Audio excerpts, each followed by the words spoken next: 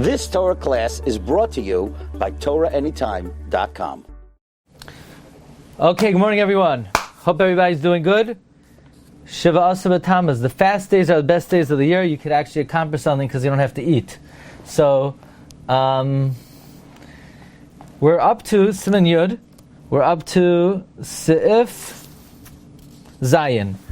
Let's just give the recap because I have with me today undershirt tzitzis. Okay, I will lower them so you could see me. Don't worry. But the Mechaber says Malbushim Shem Psuchim and Atstadim Lamata, garments that are open from the side below, like right over here. V'yesh lahem arba knafos l'tzad mata, and they have four corners to the bottom. L'malhim some they're sealed on top. Imruba sasam pater. If they're mostly sealed, it's pater. Imruba b'soch chayiv. If it's mostly open, it's chayiv. V'mchetzer pasuk is 50-50. Ma'til anoisei l'chumra. You put tzitzis on the chumra. V'chayiv v'tzitzis. V'ein yotzei b'Shabbos. You're not yotzei on Shabbos. Now the Mishna Berura says of Katan Chav Daled that even if the little bit that's open is big enough to have a shir talis, it's still pater if it's rubai sasam. And if you put on tzitzis and then you open up the majority, if it's a problem of tasav loim and asay. Now, the Mishna Berura in Sivkatan Chav Hei said you need the majority of the whole beged to be open, not like the tailors make a talis katan, that they sew it on the side and they put a hole to put the hands, they sew it below, and they leave most open, and now they measure only under the arm. They only measure under the arm. So they say under the arm is open. But the thing is that above the arm, now somebody pointed out that above the arm there is nothing above the arm. Here, look. This is the undershirt talis, tzitzis. There's nothing above the arm. It's just sleeveless. So it's just a hole. But the thing is, it has to be, the hole for the sleeve is considered like it's closed.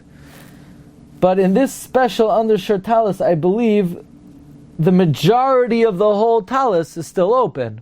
In other words, the hole is considered closed. The hole for the arm is considered closed. But you have to measure it from top to bottom, not from beneath the arm. But I think they make it in a way that it's mostly open total. I think we saw something from Reb Chaim Kanievsky that there's maybe an Indian, it shouldn't be on your skin. But, this is for Katanim, and I don't think it's a very significant halachic consideration. So, I presume I let my little kids wear this. I mean, otherwise, not that I have a choice in what they wear or have any say, or I want to get involved, but I think it looks okay. I mean, based on what we learned, it looks okay. Let's go to the Mishna Berura Sivkatan Chavav. The Mishna Berura says v'chayiv b'tzitzis. It's chayiv and tzitzis, meaning if it's 50-50, it's chayiv and tzitzis. Ve'in mevarchen alav. You don't make a bracha on it. You do not make a bracha on it.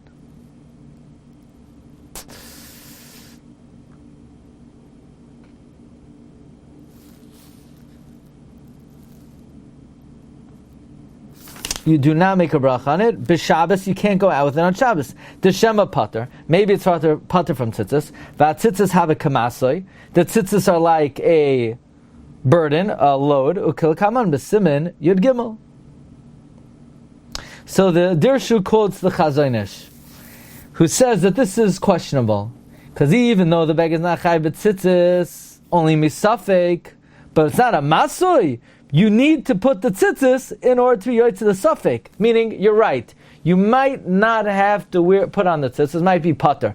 But you can call the tzitzis carrying. Could you call it carrying?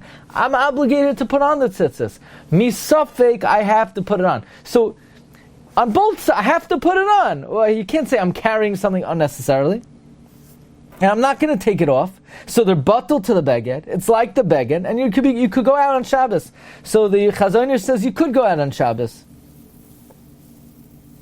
So it says Rav Shlomo Zalman Auerbach in Shmir Shabbos Kol Chasa, it could be the Shulchan Aruch agrees to the Chazonish.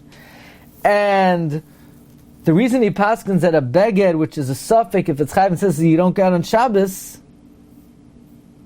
that's talking about when you're going to change the beged to something that's definitely chayiv. So right now I don't need to. And I'm going to take off the tzitzis to put it on a beged that's definitely chayiv. That's what the mechaber means. I mean, I would have thought that the mechaber does not mean that we're talking about a case where the guy's gonna. The reason why you can't go out is because you're going to take it off and put it on a beggar. That's what the mechaber means. I would have thought, like the Chazon Ish, that the mechaber is saying that ein yotzim by b'Shabbos, even if I'm going to leave it on.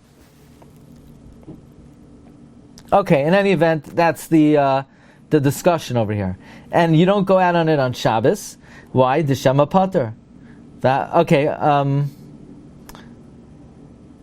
Okay, the Mishna Berura continues. V'ayim b'Magen Avraham shekos of the aflik karmelis asa. Magen Avraham says you can't even go out to a karmelis. They know it's in Safek D'Rabbanan l'chadchila. Don't say, well, Safek D'Rabbanan l'kula. I could go into a karmelis because Safek D'Rabbanan l'kula. You're at Safek D'Rabbanan l'kula post facto, but you can't l'chadchila put yourself in a situation where you're going to be carrying l'chadchila in a karmelis.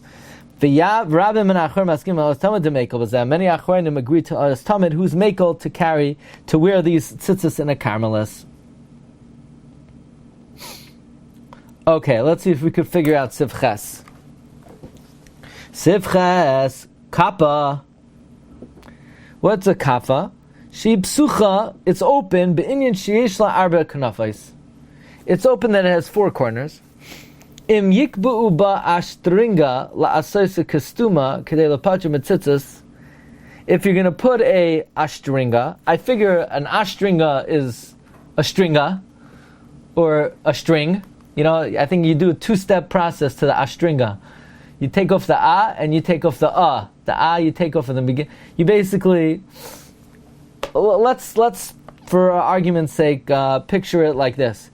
It's basically some kind of kapata with a slit in the back. So you have two corners in the front, and now that it's split in the back, you have two corners in the back middle. Something like that. And now you want to connect the slit in the back to seal it up. That's not going to help. Unless it's set from half the length and below, at least.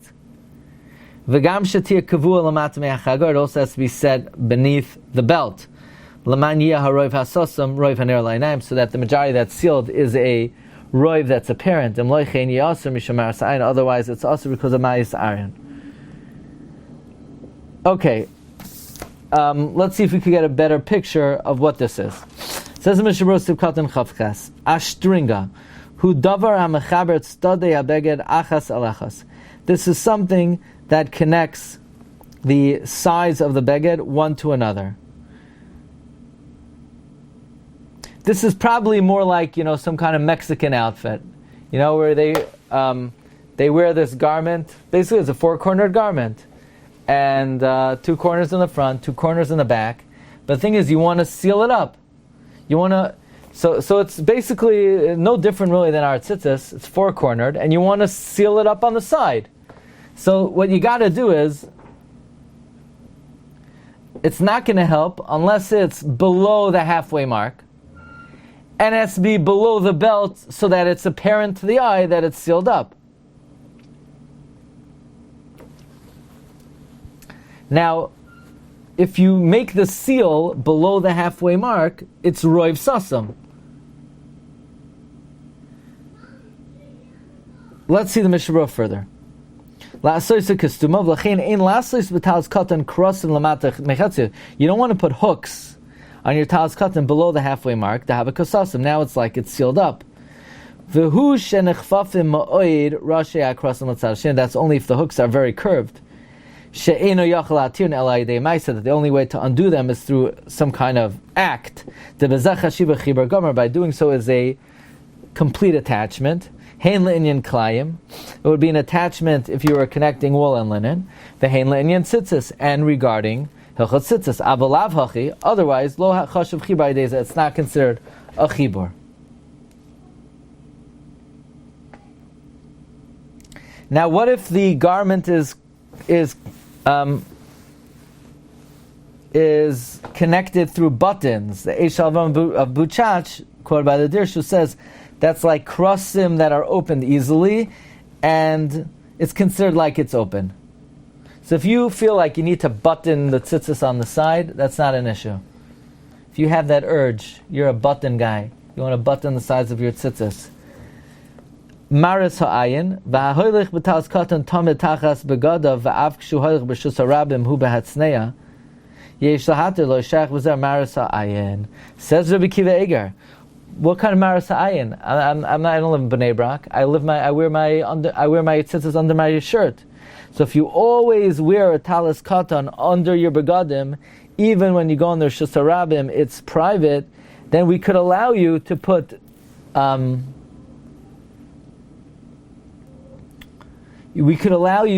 ashtringa below the halfway mark where it's not under the belt, where it's not apparent, because there's no maris ha'ayin. Now this is a very interesting Rabbi Kiva Eger, because usually we say that anything that's asur because of maris ha'ayin, afilu b'chadrei chadarim, is asur. So why is Rabbi Kiva Eger saying that if you wear your tzitzis under your shirt, there's no problem with maris ha'ayin? Since when do we say there's no maris ha'ayin just because you don't think anybody's looking?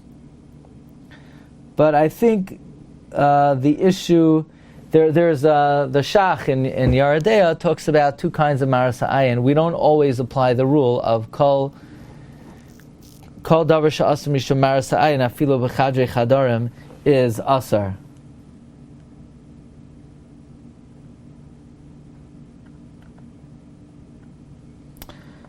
Okay, look in the Bir Halacha Mishum Maris Ha'ayin. The Bir Halacha quotes, it's mashma in the Lavush and the Oilas Tamid, that begadim that are ruban pasuach, they all, and you're putting on tzitzis, they need to be roiv hanira lo'einayim, because otherwise there's Maris Ha'ayin the other way, people will suspect you're making a bracha levatala. So he says, tzarch shia roiv hanira lo'einayim v'loi metzumtzum, it has to be a roiv that's apparent and not confined, kedei shelo yachshavu alav shum mevarich levatala, so they don't suspect that you're making a bracha levatala. Look in the Mishna Berura, in the Ber Halacha before. La'asoyse k'stuma. Ayin b'Mishna Berura b'mashu kasavnu v'hu shenechpafim ma'od. That if the hooks are very curved, then it's sealed. That comes to the Magen Avraham in the name of the Shmas Hadashin. V'afta acher kach kosav Magen Avraham de'efshad mikol makom asur b'nei maris ha'ayin. Shenir kasasum. Even though the Magen Avraham says it could be that if you seal it with hooks that are not very curved, it's asur. In other words, if you use hooks that are not very curved, it's asur because of maris ha'ayin shenir kasasum. V'adar chachaim hetek etzvarav. Ayin be'ol yorab arzas chaim sheskimim maknez l'gdav v'hasev zechroinois lahakel. Uvefrat lefisha lema she'ataknu Mishna Berura b'shem chidush Rabbi Kiva Eger. Ta'hoylech b'talas katan tamid tachas gadav. Da'af shu'alav b'shazram hu b'tznei yesh ado yishav z'amar sa'im b'vadei adin b'zeh demutter l'fi minagenu she'anu holchen tamid b'talas katan tachas habagadim. What's this talking about? The Mishna Berura says that not to make hooks below halfway, it looks like it's sasum, and that's when it's nechvafim ma'od. But if it's not nechvafim ma'od, then it's not a problem. That should always be asur, even when it's not nechvafim ma'od, because of maris ha'ayim, because it looks like it's sealed.